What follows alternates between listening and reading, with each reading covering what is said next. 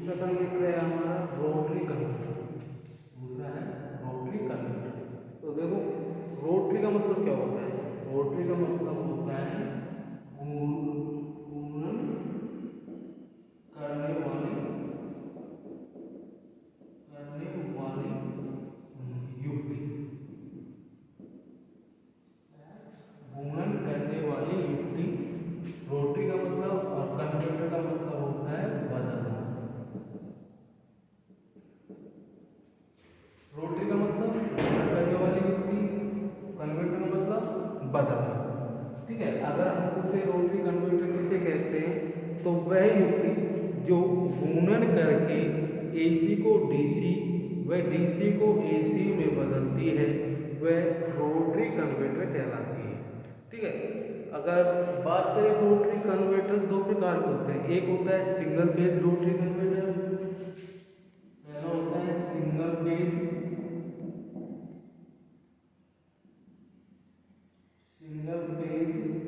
Rotary converter,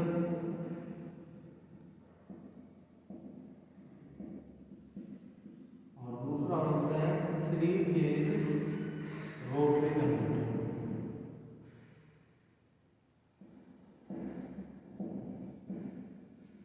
ठीक है, एक होता है थ्री फेज रोटरी कन्वर्टर और एक होता है सिंगल फेज रोटरी कन्वर्टर। अब सबसे पहले हम सिंगल फेज रोटरी कन्वर्टर के बारे में जानेंगे। तो देखो हम लोगों को पता है एमसी सेट में दो मशीन काम में ली जाती है। एमसी सेट में दो मशीन काम में ली जाती है। एमसी सेट में एक मशीन होती है मोटर, और मोटर कौन सी होती है? मोटर होती है स्क्विरल केज इंडक्शन मोटर या गिलहरी मोटर। अगर अधिक लोड की आवश्यकता हो तो मोटर सिंक्रोनस काम में लेते हैं। कौन सी मोटर काम में लेते हैं? सिंक्रोनस, अधिक लोड के लिए, अधिक लोड के लिए, अधिक लोड के लिए कौन सी मोटर काम लेते हैं? सिंक्रोनस। और जनरेटर की बात करें तो जनरेटर इसमें कौन सा होता है? कंपाउंड या शंट जनरेटर।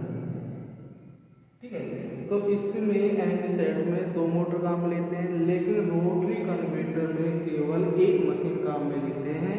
वह मशीन कौन सी है? Synchronous motor. रोटरी कन्वर्टर में केवल एक मशीन काम में लेते हैं, वह सिंक्रोनस मोटर या रोटरी कन्वर्टर। इसी मशीन के दोनों तरफ शाफ्ट निकली होती है। एक तरफ कम्यूटेटर लगाया जाता है, एक तरफ कम्यूटेटर और दूसरी तरफ स्लिप, दूसरी तरफ स्लिप लगी होती है। स्लिप रिंग किसकी बनी होती है? स्लिप रिंग बनी होती है कॉपर की। स्लिप रिंग किसकी बनी होती है? कॉपर की बनी होती है। कम्यूटेटर किसका बना होता है? हार्ड ड्रोन तांबे का, मतलब हार्ड ड्रोन कॉपर का कम्यूटेटर बना होता है।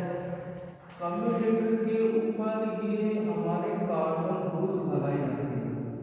कम्यूटेटर के ऊपर कार्बन ब्रश लगी होती है, और जो कार्बन ब्रश से जो लीड आती है उस लीड को क्या कहा जाता है? इसको कहा जाता है कार्बन ब्रश लीड। इसको क्या कहा जाता है? Carbon brush lead. ये हमारे पास क्या है? साफ, ये क्या है? साफ। ठीक है, और ये हमारे पास स्लिप रिंग है। तो स्लिप रिंग की साइड एसी और कम्यूटेटर की साइड डीसी होती है। नेक्स्ट हम बात करते हैं इसके कुछ और टॉपिक के बारे में। Rotary converter, single phase rotary converter के बारे में थोड़ा सा जान लेते हैं। देखो rotary converter, single phase converter, यदि इस मशीन को किसी प्राइम मूवर से घुमाया जाए तो इस कन्वर्टर मशीन की कम्यूटेटर साइड डीसी सप्लाई तथा स्लिप रिंग वाली साइड पर एसी सप्लाई उत्पन्न हो जाती है। हम लोगों ने अभी पढ़ा था कि हमारा ये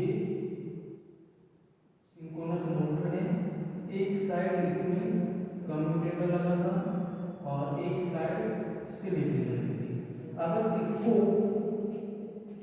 मशीन को किसी प्राइम मूवर से घुमाया जाए तो ये दोनों साइड सप्लाई दे सकता है। Slip ring side AC supply और कम्यूटेटर साइड डीसी सप्लाई दे सकता है। ठीक है। दूसरी बात, मशीन का स्टेटर लिमिटेड होता है। सभी मशीन का स्टेटर लिमिटेड होता है। किससे किया जाता है? सिलिकॉन इस्पात से किया जाता है। ठीक है, लिमिटेड होता है और उस पर फील्ड पोल्स, इंटरपोल तथा डैम्पिंग वायरिंग स्थापित की जाती है। Commutator stator rotary single phase rotary converter पर स्टेटर के ऊपर फील्ड पोल्स, इंटरपोल और कंपनसेटिंग वायरिंग स्थापित की जाती है। नेक्स्ट, इसके आर्मेचर में वेव वाइडिंग की जाती है। देखो वेव वाइडिंग के बारे में थोड़ा सा बता देता हूँ। आर्मेचर होता है, उसमें दो प्रकार की वाइडिंग की जाती है। पहली की जाती है वेव वाइडिंग। वेव वाइडिंग एक होती है वेव वाइडिंग और दूसरी होती है लैप वाइडिंग।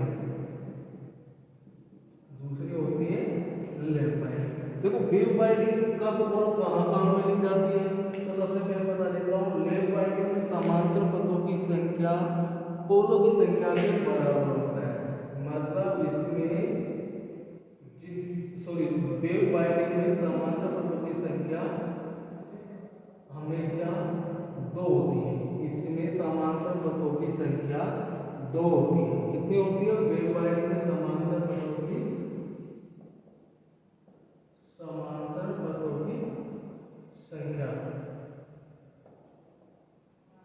संख्या 2 होती है। कितनी होती है? 2 होती है। वेव वाइडिंग का उपयोग तब करते हैं जब हमको अधिक वोल्टेज की आवश्यकता हो, यानी अधिक वोल्टेज और कम धारा की आवश्यकता हो तो आर्मेचर के अंदर वेव वाइडिंग की जाती है। वेव वाइडिंग कब की जाती है? अधिक वोल्टेज की आवश्यकता हो और कम धारा की। मतलब वेव वाइडिंग अधिक वोल्टेज कम धारा के लिए काम में ली जाती है। बात करते हैं लैप वाइडिंग।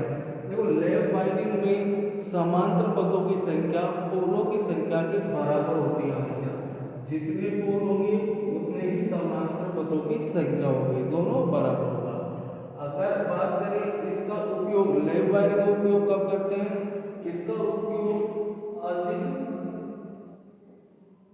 धारा व कम वोल्टेज के लिए करते हैं। लैप वाइडिंग का उपयोग कब करते हैं? अधिक धारा और कम वोल्टेज के लिए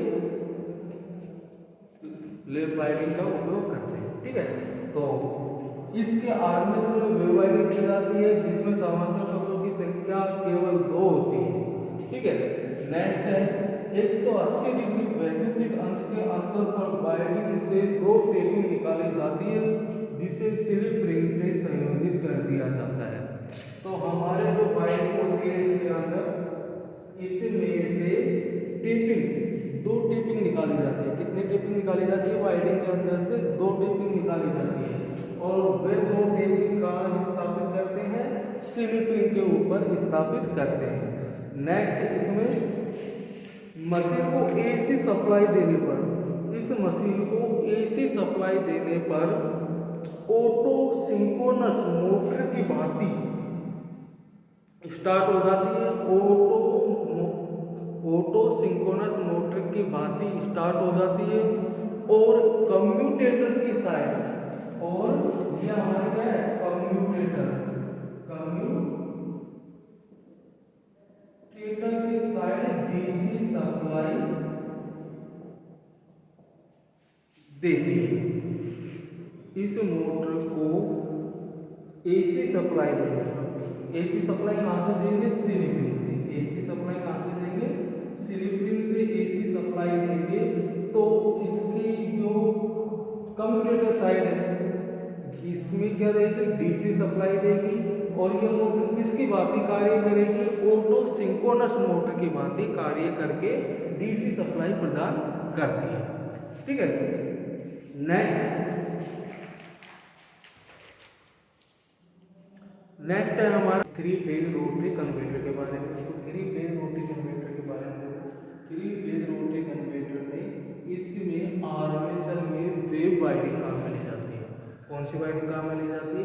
वेव वाइंडिंग काम में ली जाती है आर्मेचर में। और वेव वाइंडिंग में समांतर पथों की संख्या कितनी होती है? दो होती है। समांतर पथों की संख्या दो होती है।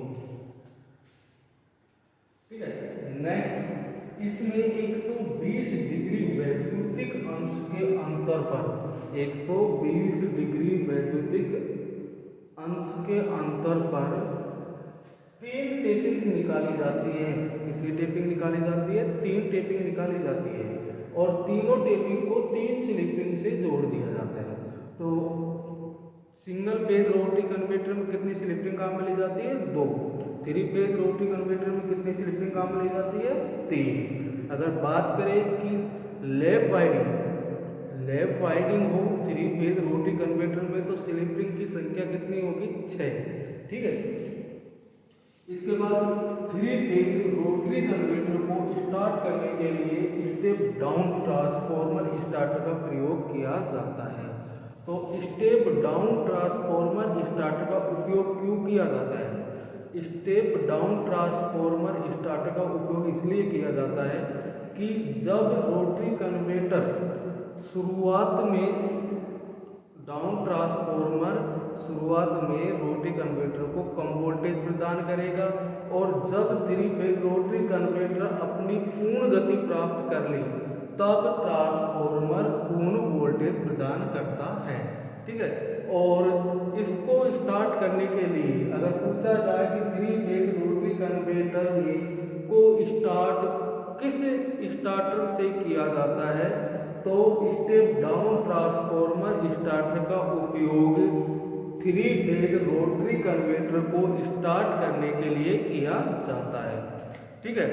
नेक्स्ट, यदि आर्मेचर में लैप वाइंडिंग हो तो टेपिंग की संख्या बढ़ जाती है। अभी मैंने बताया था, यदि वेव वाइंडिंग के जगह आर्मेचर में लैप वाइंडिंग की जाए, वेव वाइंडिंग की जगह आर्मेचर में लैप वाइंडिंग की जाए तो टेपिंग्स, देखो टेपिंग क्या होती है, जैसे हम लोगों ने ऑटो ट्रांसफॉर्मर पढ़ा है, तो ऑटो ट्रांसफॉर्मर में एक ही वाइंडिंग होती है, लेकिन टेपिंग निकालकर उसमें सेकेंडरी वाइंडिंग का कार्य करती है। तो जैसे कि हमारे ये वाइंडिंग है, इस वाइंडिंग में से यहाँ पर हम टेपिंग निकालते हैं। अगर बात करें वेव वाइंडिंग, तो वेव वाइंडिंग में केवल 3 टेपिंग निकाली जाती है, और लैप वाइंडिंग की जाए तो इसकी टेपिंग की संख्या बढ़ जाती है।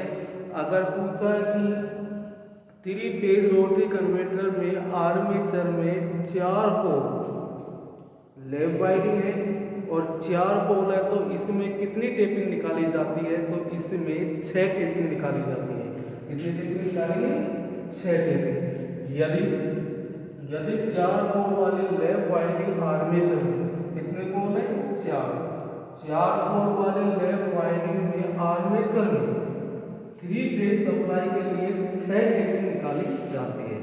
अगर बात करें हम इसकी दक्षता की, तो रोटरी कन्वर्टर की दक्षता एमजी सेट से तो उच्च होती है और रेक्टिफायर कन्वर्टर से कम होती है।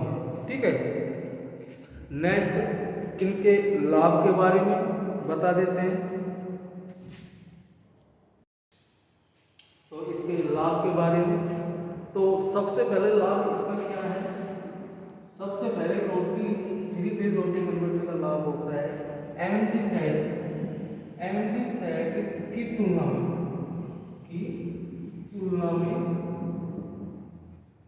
क्या होता है?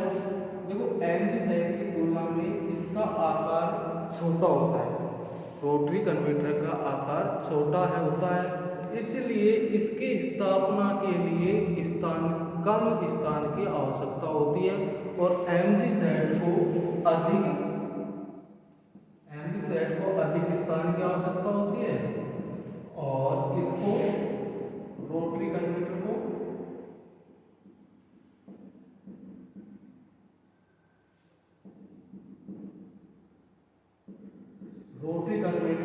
कम स्थान की आवश्यकता होती है। स्थान की आवश्यकता होती है, इसको अधिक स्थान की आवश्यकता होती है। एमजी सेट की तुलना में एमजी रोटरी कन्वर्टर को कम स्थान की आवश्यकता होती है। दूसरा लाभ क्या है?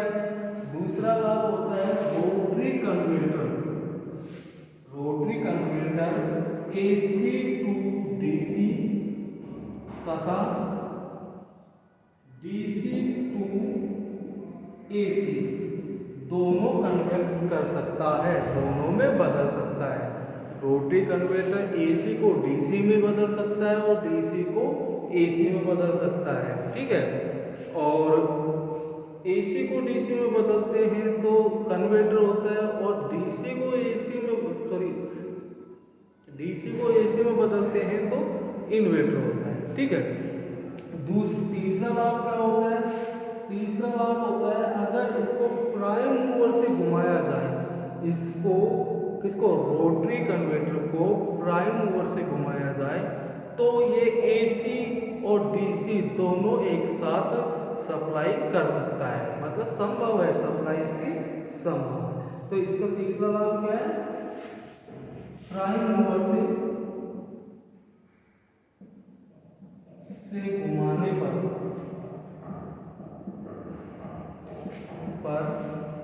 एक साथ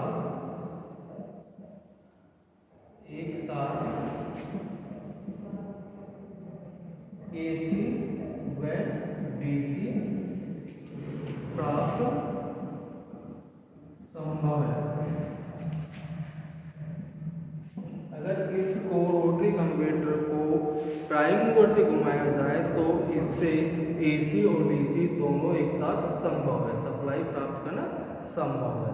अगर इसकी बात करें हानियों की कि इसमें क्या क्या हानि है, तो इसकी सबसे इम्पोर्टेंट हानि होती है यदि इस मशीन को डीसी से चलाकर एसी उत्पन्न की जाए तो इसकी दक्षता कम हो जाती है। सबसे इम्पोर्टेंट हानि क्या होती है? हानि की बात करें,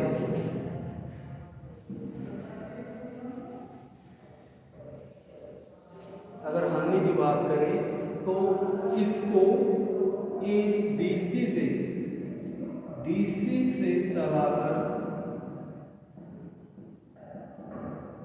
मतलब इसको डीसी सप्लाई देकर चलाते हैं तो एसी उत्पन्न की जाए तो जैसे इसको डीसी सप्लाई इनपुट में दी, क्या दी? डीसी सप्लाई इनपुट में दी तो आउटपुट में क्या निकलेगी? AC supply.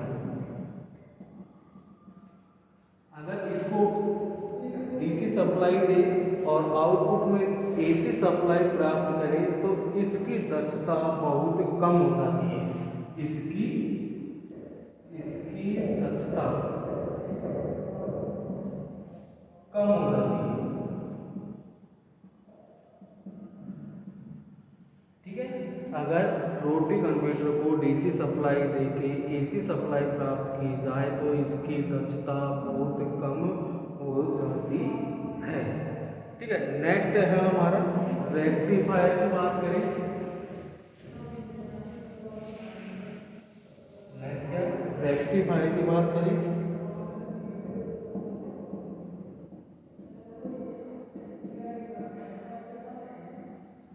रेक्टिफायर की बात करें तो दोनों एमजी सेट और रोटरी कन्वर्टर दोनों से इसकी दक्षता अधिक होती है, दोनों से एमजी सेट व रोटरी कन्वर्टर दोनों से दक्षता अधिक होती है। अगर पूछे कि एमजी सेट और रोटरी कन्वर्टर से दक्षता रेक्टिफायर की अधिक क्यों होती है, तो सबको पता है कि रोटरी कन्वर्टर में भी घूमने वाला भाग होता है, वह घूर्णन करने वाली युक्ति होती है। एमजी सेट में भी दोनों मशीन घूर्णन करने वाली युक्ति होती है। तो उस मशीनों में जैसे एमजी सेट और रोटरी कन्वर्टर में हानियाँ अधिक होती है, और हानियाँ अधिक होगी तो उनकी दक्षता कम होगी। और रेक्टिफायर में कोई भी घूर्णन करने वाला भाग नहीं है। यह एक सक्रिय तत्व होते हैं, ठीक है। ये अर्धचालक से बने होते हैं, सिलिकॉन से बने होते हैं, ठीक है। बात करें कि इसका प्रचालन निम्न वोल्टेज व निम्न धारा के लिए किया जाता है। कितनी वोल्टेज के लिए कर सकते हैं? रेक्टिफायर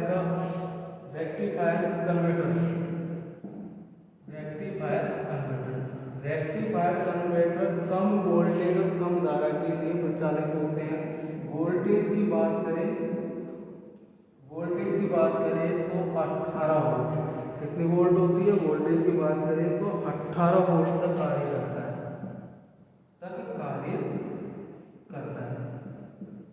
ठीक है। और धारा की बात करें, धारा कितने काम में लेते हैं? धारा की बात करें तो 0.5 एम्पियर तक कार्य करता है,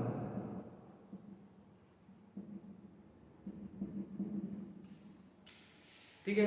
नेक्स्ट वीडियो में मिलते हैं।